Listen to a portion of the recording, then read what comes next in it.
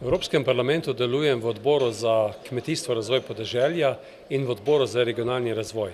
In veliko sem poslušal o digitalizaciji, globalizaciji, veliko o tem, kako se bo število ljudi na podeželju zmanjšalo, na drugi strani pa tudi o pametnih mestih.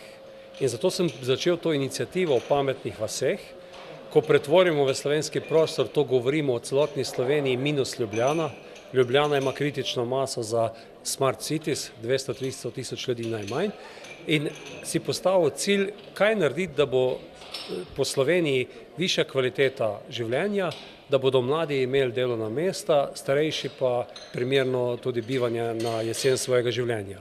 Zato poskušamo tu postaviti 15 okroglih miz do pozne pomladi po Sloveniji, kjer najprej predstavimo, kakšni so trendi, po drugi strani pa z praktičnimi primeri, kaj se tega pametnega že dogaja pri nas in kaj je potreba ukrepiti.